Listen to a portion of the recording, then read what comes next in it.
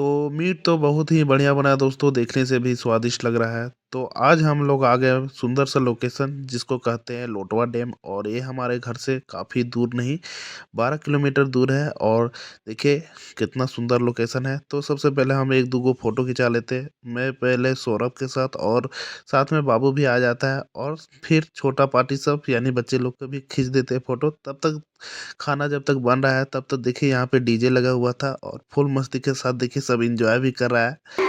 और कुछ ही देर के बाद ऐसे दोस्तों खाना ऐसे बन के रेडी हो जाता है। और देखिए बहुत से लोग हम लोग आए थे, यानी सभी परिवार सब आए थे, तो अभी देखिए सबके पतरी में खाना भी लग रहा है। और अभी देखिए सभी लोग ऐसे यहाँ पे भी बैठे हुए हैं, और कुछ देर के बाद लेडीज खाना खाने के बाद हम लोग भी बैठ जाते हैं खाना खाने के लिए। और काफी बढ़िया था दोस्तों खाना। और देखिए कारू चक्कर ज्यादा ही चढ़ गया था, तो अभी देखिए बच्चे लोग से मजे ले रहे हैं और इसी में खुश हैं।